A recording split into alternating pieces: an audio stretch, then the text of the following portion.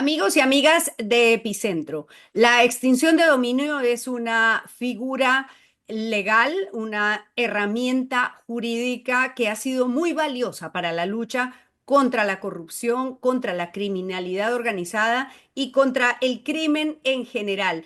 Ha sido valiosa en otros lugares del mundo y ha sido también valiosa para el Perú. Y tiene muchos enemigos, enemigos de quienes temen perder sus bienes a manos de esta herramienta, pero también de sus abogados, sus amigos, sus defensores. En los últimos días, el Congreso ha aprobado un dictamen que desnaturaliza la herramienta, que nos devuelve al pasado y que le quita dientes a la justicia para golpear esas finanzas de los criminales, que es probablemente donde más les duele. La Procuraduría General del Estado y la Procuraduría especializada en extinción de dominio ha emitido un pronunciamiento, como lo ha hecho el Ministerio de Justicia y la mesa de trabajo y la sala de la Corte Suprema, acerca de, especializada en este tema de la extinción de dominio. En este momento me ha aceptado una entrevista la doctora Liliana Mesa, procuradora especial de extinción de dominio, con quien vamos a hablar sobre este asunto. Doctora Mesa, gracias por estar en Epicentro. Buenas tardes, Clara Elvira. Buenas tardes también a tu audiencia. Gracias por esta entrevista. Muy bien, pues empecemos por explicar por qué es grave lo que ha aprobado el Congreso en primera instancia, en primera votación. Bueno, en primer lugar habría que explicar en qué consiste la extinción de dominio y qué es lo que se hace en extinción de dominio. Como bien lo has dicho, la extinción de dominio no es otra cosa que no hace otra cosa que es atacar las finanzas criminales, entendidas como recuperar para el Estado aquellos bienes que tienen un origen en actividades ilícitas. Por ejemplo, en el tráfico de drogas, una casa que se compra producto del tráfico de drogas, o bienes que se compran producto de las extorsiones, del sicariato, o también inmuebles que se usan para la trata de personas, incluyendo los delitos de corrupción, aquel dinero que fue producto de la omisión de actos de malos funcionarios, se recuperan para el Estado y bueno, pues el Estado termina siendo el titular de estos bienes, que también a su vez lo administra Pronavi y también va en beneficio de la población. Básicamente eso. ¿Por Ujú. qué es tan judicial este proyecto de ley que se ha aprobado? En principio habría que decir que cuáles los cambios que pretende introducir este texto sustitutorio aprobado en primera votación. Ujú. Este sustitutorio ingresó para su aprobación en el Pleno el día 12 de diciembre, un día antes, a las 21:55 horas. Esto es, un día antes de que se pueda aprobar en el Pleno, y a diferencia del texto sustitutorio que ya se había presentado por el presidente de la Comisión de Justicia en el mes de octubre, se introducen otros cambios adicionales y se modifican muchos más artículos de lo que inicialmente tenía el texto original, que fue el Ujú. proyecto de ley presentó el congresista Morante. En principio, establece que para poder iniciar las acciones por extinción de dominio tendría que hacerse a través de la obtención de una sentencia penal firme consentida o un laudo firme. Ese es uno De las modificaciones. que introduce, pero además de eso excluye ciertos delitos de la acreditación de este tipo, de esta sentencia condenatoria firme. Pero ojo, ¿cuál es la problemática que nosotros advertimos de esta modificación? Excluye completamente los delitos de corrupción de funcionarios, los delitos de lavado de activos y también los delitos contra los recursos naturales. Estos Ajá. casos que nosotros tenemos aún en trámite, al excluir de esto, de la autonomía, que aparentemente se menciona, pero que no va a ser así, los delitos de corrupción, todos aquellos casos en trámite que tenemos tendrían que archivarse, porque precisamente así lo establece la primera disposición complementaria de este proyecto de ley aprobado. Adicional a ello, también elimina, por ejemplo, la reserva de la indagación, que era uno de los pilares del proceso de extinción de dominio y de la eficacia que ha tenido hoy por hoy. este texto sustitutorio establece que se tiene que, al momento de iniciar la indagación patrimonial, tiene que notificarse de esa decisión al requerido y con ello obviamente afectaría la estrategia y los fines propios de la investigación de la extinción porque va a tomar conocimiento de qué bienes están siendo materia de investigación y finalmente podría desaparecerlos, destruirlos o y nunca poder encontrar estos bienes y la sentencia de emitirse una sentencia fundada sería prácticamente inejecutable. También establece el plazo de prescripción de Ujú. 5 años. Solo se va a tener 5 años para poder iniciar esta acción de extinción de dominio. ¿Desde cuándo empieza ese plazo de prescripción que hoy no tiene la ley de 5 años? ¿Desde Esos qué 5 años momento?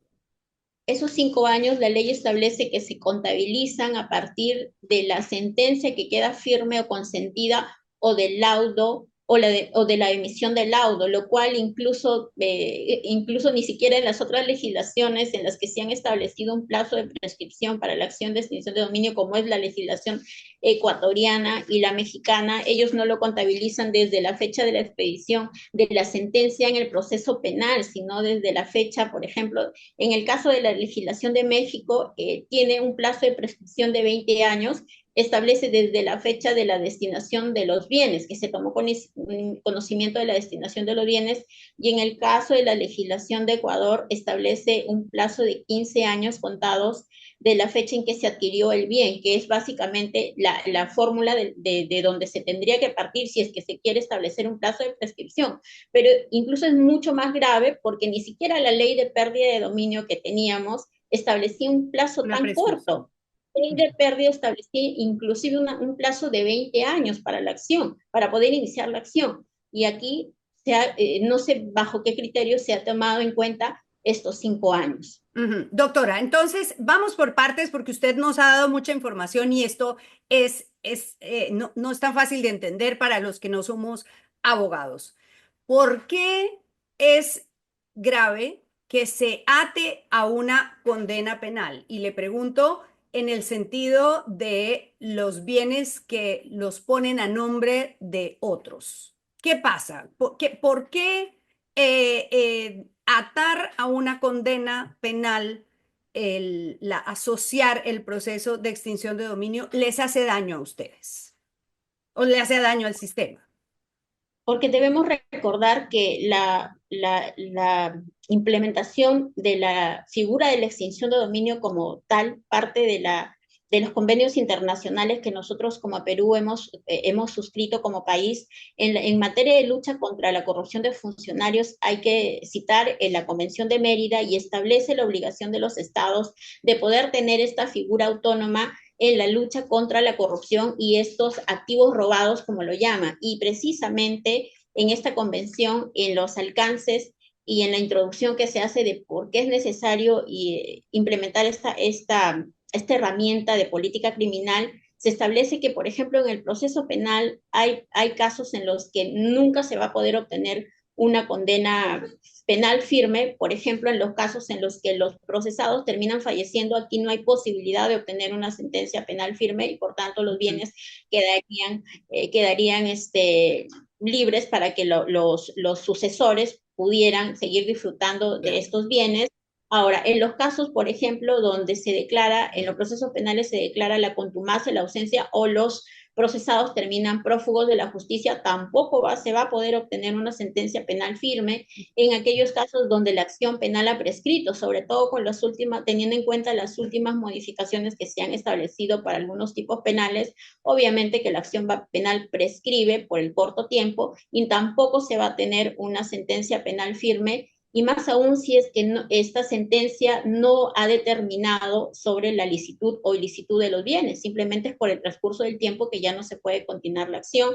Tenemos además los otros casos de los bienes a nombre de los testaferros, porque obviamente un ejemplo podría yo citar tanto ahora que se habla el tema de las extorsiones y los sicariatos. ¿No? Normalmente estas personas que cometen estos ilícitos con este actuar generan ganancias, pero no siempre lo van a colocar a nombre de ellos. Obviamente lo tiene que colocar a nombre de terceros y estas personas terminan acumulando esa riqueza, familiares o terceros o conocidos de ellos, y tal vez nunca se les procesa penalmente, no se les incluye porque ellos no forman parte del delito de extorsión o el sicariato como tal.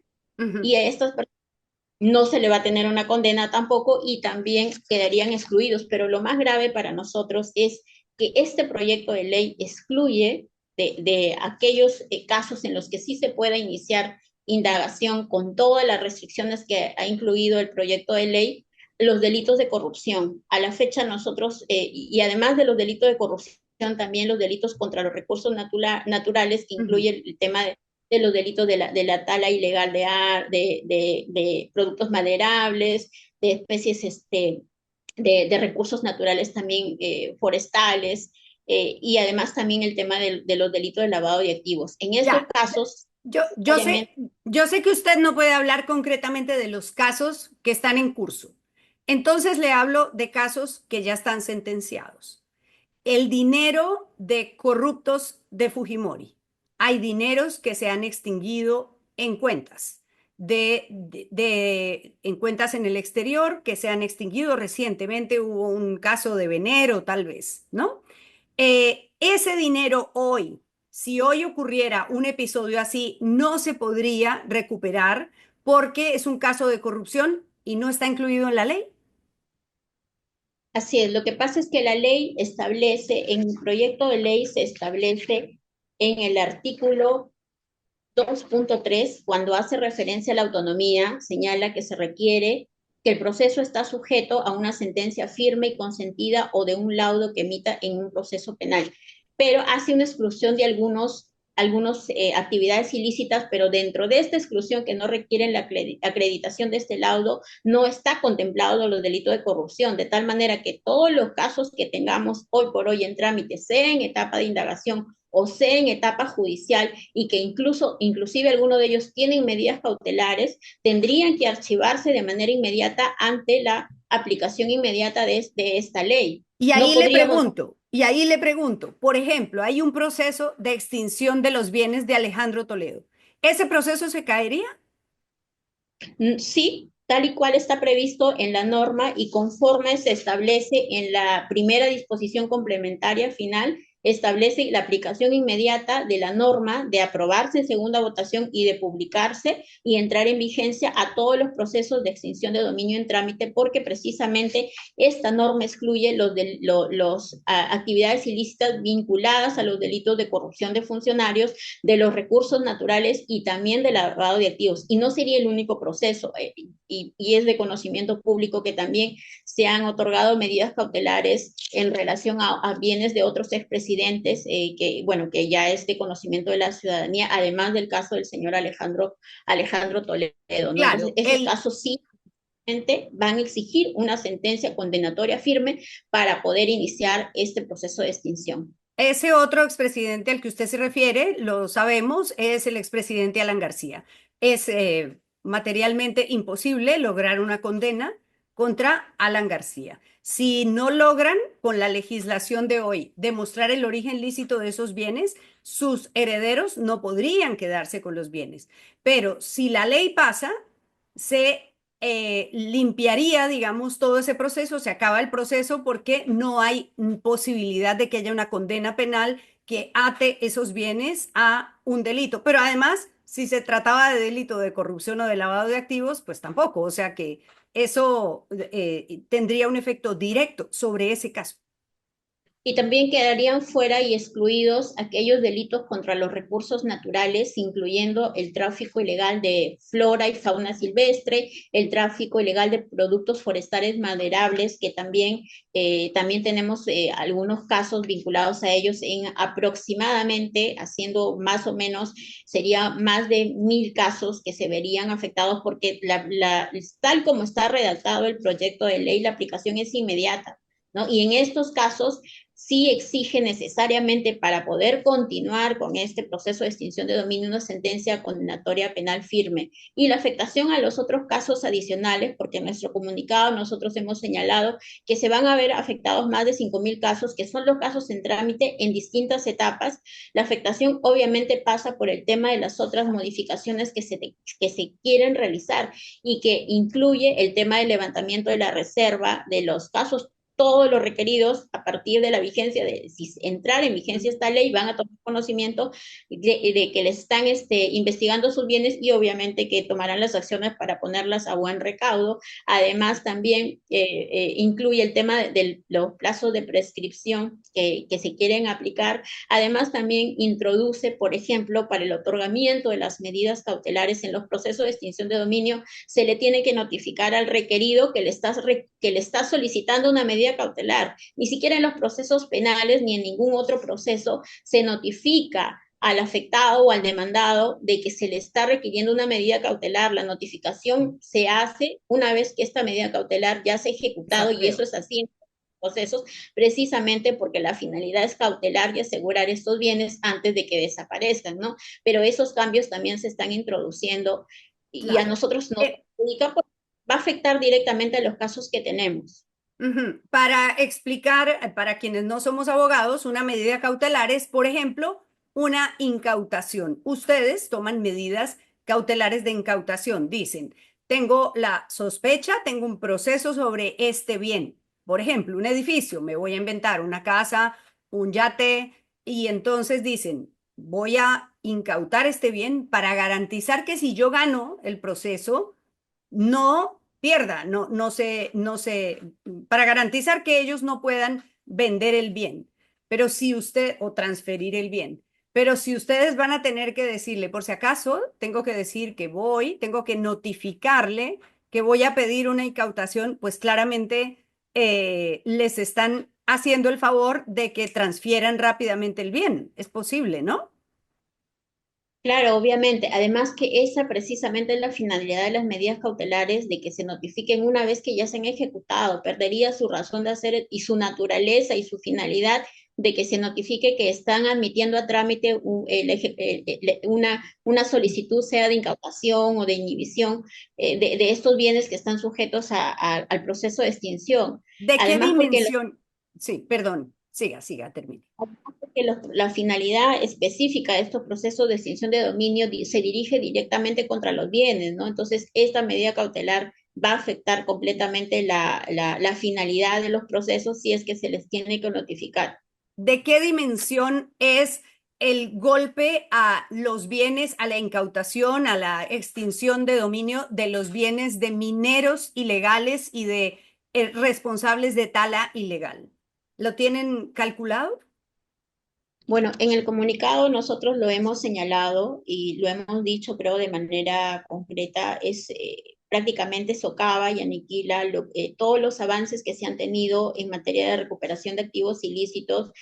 No hay que olvidar que el Perú venía siendo, si es que se aprueba, hasta ahora viene siendo un referente a nivel internacional porque se ha logrado repatriar dinero del extranjero producto de otros países, producto de los actos de corrupción de la década de los 90 que todos conocemos y precisamente que están vinculados a actos de corrupción, pero levantar la reserva de las indagaciones, además de ello, solicitar o consignar como un requisito que se tenga una sentencia condenatoria penal firme para poder iniciar estos casos, prácticamente afectaría todo el subsistema y todo lo que se ha avanzado. Incluso sería un retroceso peor a la legislación que se tenía Antes. en pérdida de dominio, como bien lo decía, ¿no? Porque finalmente, incluso en la ley de pérdida de dominio, sí se aplicaba a todos los delitos esta ley, y en este caso se están haciendo restricciones por delitos específicos, ojo, corrupción, lavado y estos delitos vinculados a lo que son los recursos naturales, además que el plazo de prescripción son solamente 5 años, la afectación a lo que se pretende hacer con el tema de las medidas cautelares, incluso la introducción del recurso de casación a los procesos de extinción de dominio, que son muy pocas legislaciones a nivel internacional que tienen el recurso de casación, porque finalmente los afectados en los procesos tienen otras vías constitucionales para hacer valer sus derechos, como se viene realizando. Muchas de las sentencias que tenemos en extinción de dominio y que ha resultado favorable al Estado están siendo materia de procesos de amparo, y es el derecho legítimo de los requeridos de hacer valer los derechos donde ellos consideren, pero finalmente hay otras vías mucho más rápidas. Si se introduce la casación como tal y tal como sabemos que funciona en los procesos penales, al final se va a perder completamente la eficacia y además también va a eliminar todos los avances que se han tenido a nivel de subsistema, ¿no? Ya creo que vamos a dejar de ser un referente para ningún otro país y vamos a terminar, creo, estando peor que las otras legislaciones que se han introducido cambios y que no tienen Sí. al proceso como tal en el tema de la autonomía, de la reserva y los otros, y las otras normatividades. Sí, doctora, por último, no le pregunté por un caso que probablemente pueda estar en la motivación también que tiene este Congreso. La Comisión de Justicia está presidida por Perú Libre. También tienen ustedes un proceso de extinción de dominio de las cuentas del señor Vladimir Cerrón. ¿Eso es por corrupción? ¿Ese proceso también se caería? Sin poder pronunciarme por un caso en particular, porque finalmente la afectación, más allá de las personas, es la afectación en relación a los bienes, pero los casos vinculados a corrupción, lavado de activos y los recursos naturales se van a ver completamente afectados. Es de conocimiento público ese caso porque lo están transmitiendo a través de Justicia TV. La actividad ilícita en ese caso en particular es corrupción de funcionarios, lavado de activos y Claro. criminalidad organizada, ¿no? Finalmente, entiendo yo, y como dice el comunicado, nosotros desde el primer momento que hemos sacado el comunicado, cuando yo asumí la labor en esta Procuraduría de Extinción de Dominio y tomé conocimiento de la existencia de ese proyecto, enviamos un informe, al igual que las otras instituciones, a la presidencia de la Comisión de Justicia del Congreso, solicitando de que se someta a un mayor debate, creo, incluyendo también aquellas voces que quieren un cambio de reforma y escuchar también las otras voces como por ejemplo el Colegio de Abogados, el Gremio de los Empresarios, pero con un mayor debate y estudio a efectos de que hay un equilibrio entre la naturaleza y finalidad de la extinción de dominio, la garantía de los derechos de los requeridos también, sin tener que afectar y eliminar completamente la extinción de dominio como una herramienta muy eficaz en recuperación de activos y sobre todo porque en mi experiencia ya como, no solo como procuradora, sino también ya como fiscal, a los delincuentes donde más les afecta es cuando te atacas el bolsillo y los resultados que se ha venido obteniendo creo que hablan de la eficacia y de este proceso como tal Ujú. cual se venía aplicando. No voy a decir que no hay cambios que introducir, siempre hay algo que se puede mejorar, pero más allá creo que de la norma pasa por un tema de aplicación de los operadores, pero finalmente ya está en decisión de los congresistas aprobar o no este proyecto de ley en segunda votación. Sin embargo, lo que sí no podemos dejar de hacer, al menos en mi caso como representante y defensora de los intereses del Estado, entendiéndose como los ciudadanos, que son finalmente los que se van a ver afectados en todo este tema de la lucha contra la delincuencia y la corrupción, es no decir qué es lo que podría afectar si de aprobarse esta ley, ¿no? Y ya el Ujú. comunicado creo claro, ahora en esta explicación que te agradezco que me permitas poder dirigirme a la ciudadanía, esta va a ser la afectación que se da. Muy bien, pues muy grave lo que está ocurriendo. Incluso el Ministerio de Justicia se pronunció, que siempre el gobierno guarda silencio frente a las tropelías del Congreso, pero bueno, ya hay hasta un pronunciamiento del Ministerio de Justicia sobre la gravedad de esta ley. Está en primera votación. Vamos a ver qué pasa y fue aprobado en primera votación y hay que ver si el Congreso o alguien los hace entrar en razón. Doctora Liliana, gracias por estar en Epicentro. Muchas gracias a ti, Clara Elvira. Y ustedes, gracias por acompañarnos siempre. Hasta pronto.